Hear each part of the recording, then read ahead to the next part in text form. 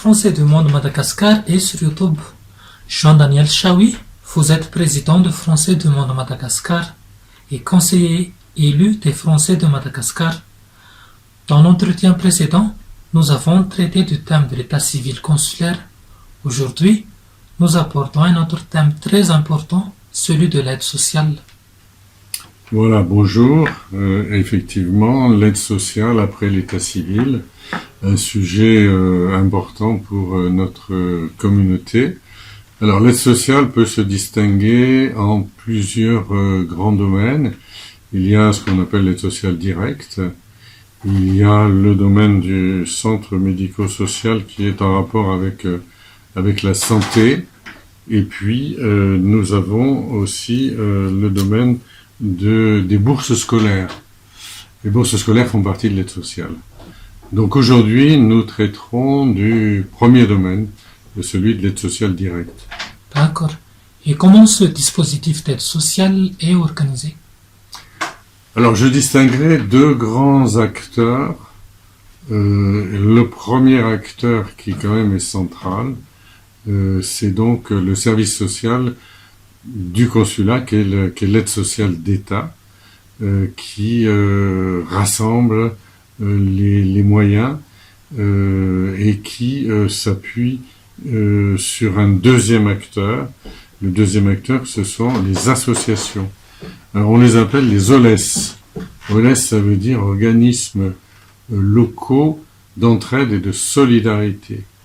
Et donc, elles sont, le service social se trouve au service consulaire à Tananarive, et les OLES sont dans toutes les villes de Madagascar, forment un réseau, il y en a une dizaine, et donc c'est un peu le relais du service social du consulat à Tananarive. Ils sont complémentaires, je crois. Et donc, elles sont bien sûr complémentaires, puisque ça permet au service social de s'appuyer sur eux pour intervenir en province. D'accord. Et quels sont les rôles de l'un et de l'autre? Alors, le service social, c'est le service de l'État. Donc, il rassemble les moyens, il les distribue, et il intervient à Tananarive, en s'appuyant aussi sur deux associations qui sont l'AFST, Association française de solidarité de Tananarive, et EFM, Enfants français de Madagascar. Voilà. Et pour la province, donc, comme je le disais, il s'appuie sur les OLES qui, elles, sont vraiment en proximité avec le public de province, que ce soit à Majinga, à Tamata, à Vadiego ou dans d'autres villes, et peuvent relayer efficacement l'action du consulat à travers des subventions qu'elles reçoivent. Et quelles sont les difficultés que vous avez identifiées? Alors, la difficulté principale, c'est l'organisation du système, qui est extrêmement pyramidale. Pyramide dans le sens on part du haut vers le bas sans que ce soit péjoratif. Mais donc il y a un système qui fait que les instructions et les décisions viennent d'en haut et qui ne tient pas suffisamment, je dirais, compte des avis de ceux qui sont sur le terrain, ce qui conduit à des situations qui sont un petit peu hors sol. On a vu dans la dernière mesure sur les secours occasionnels de solidarité, les SOS, que mal construits au départ, elles ont exclu énormément de publics qui, en principe, auraient dû être les publics cibles parce qu'elles étaient mal construites. Et donc, il a fallu l'intervention des OLES et des conseillers pour faire pression pour mieux adapter ces outils. Est-ce qu'il existe d'autres domaines de difficulté? L'autre domaine, c'est un petit peu effectivement le côté désuet, je dirais, avec une pointe d'humour un peu ancien régime, hein, c'est-à-dire que C'est un peu, les subventions sont accordées de façon un peu discrétionnaire, dans la mesure où c'est une décision du ministre et de la DFAE, c'est-à-dire la Direction des Français à l'étranger au ministère, suite à une réunion où ne siège que l'administration elle-même. Donc les principaux acteurs que sont les OLES et les élus, finalement sont totalement exclus de la décision finale, puisqu'ils donnent un avis, font une proposition, et honnêtement, c'est très rarement suivi. Alors, selon vous, quelle est la problématique de l'aide sociale à Madagascar? Bon, c'est un petit peu dur ce que je vais dire, mais c'est une réalité. Je dirais que c'est une problématique un petit peu de l'indigence.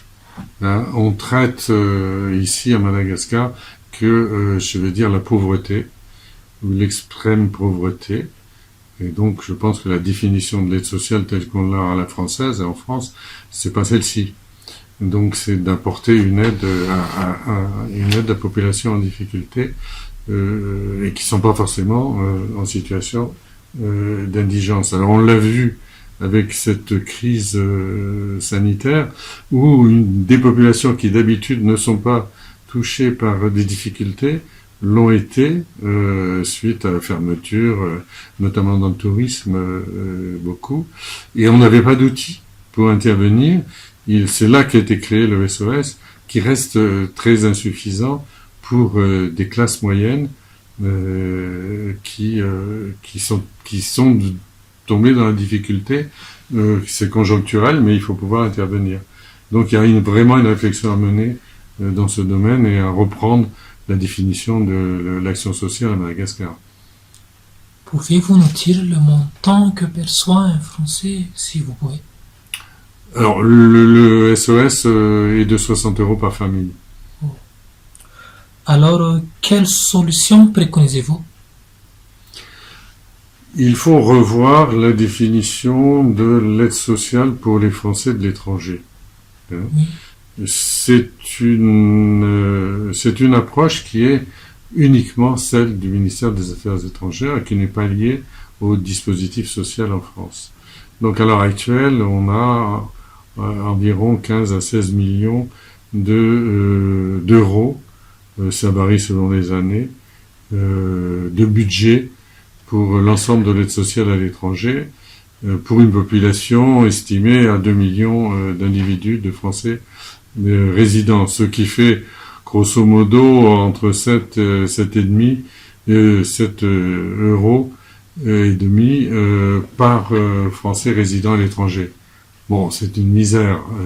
Donc là, il y a véritablement une réflexion à mener pour avoir une véritable intervention auprès des Français à l'étranger sur l'aide sociale. Et quel est le rôle des conseillers face à cette situation? Les conseillers interviennent dans 2 conseils consulaires dédiés. Donc il y a un conseil consulaire qu'on nomme CCPAS, c'est-à-dire Conseil consulaire pour l'action sociale, pour la protection et l'action sociale. Et là on traite de l'action sociale en général, les allocations, les aides à l'enfance sur un plan global. Et donc on donne des avis et l'administration nous présente ces actions. Et puis il y a un deuxième conseil consulaire qui lui concerne uniquement les OLES. Et donc là il s'agit de travailler sur les subventions qui sont demandées par les OLES où on donne un avis. Alors tout ceci reste un avis. C'est que les conseils consulaires donnent des avis. L'administration ensuite décide. On est dans ce contexte uniquement. D'accord.